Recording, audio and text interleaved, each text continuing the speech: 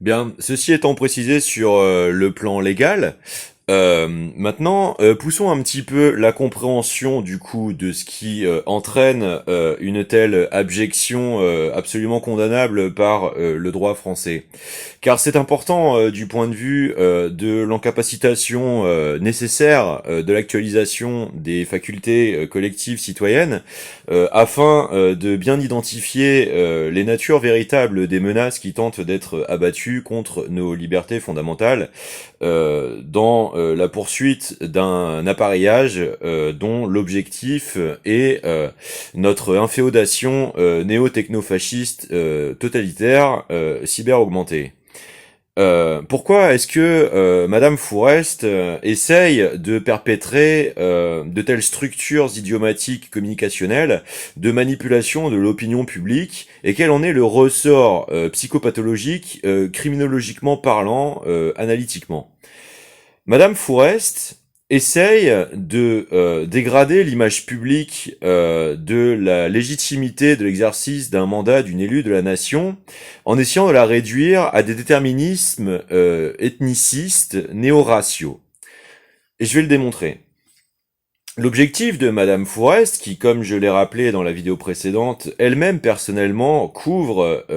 un mépris des droits à l'enfance et de sa défense, tel que pourtant exigé par le droit français, en s'étant abstenue elle-même aussi de dénoncer dans son entourage, devant la loi, la situation incestueuse de la parentalité de Monsieur Enthoven. À la limite, sur le plan moral, que des personnes affligées dans leur enfance de sévices sexuels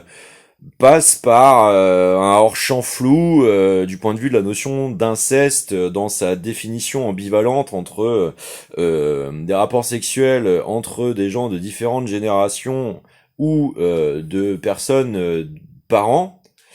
euh, dans des cas d'exploration, de réappropriation proprioceptive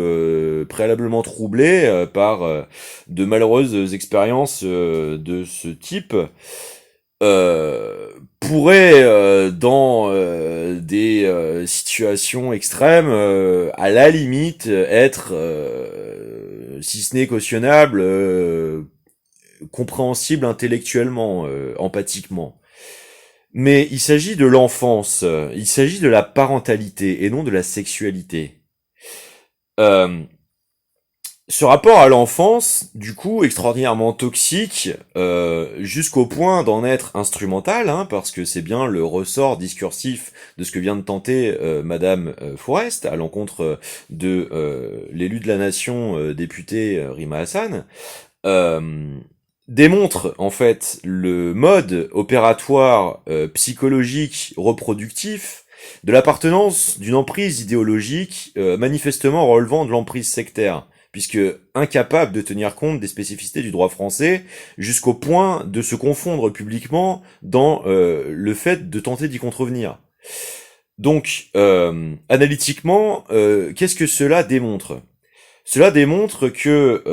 l'objectif de définition de l'ethnicisation de l'enfance euh, dans une volonté d'instrumentation manipulatoire publique est donc un objectif systémique d'emprise sur la capacité du collectif, de la nation, de se représenter le réel,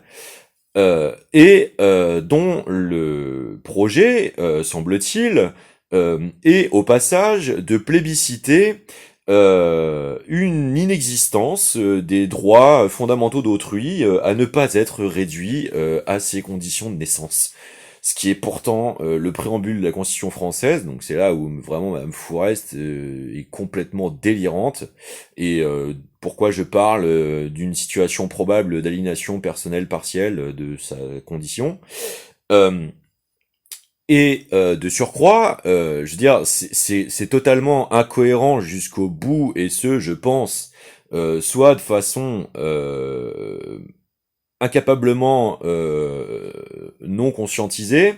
ou pire, préméditée, dans une démarche d'inversion accusatoire préméditée donc,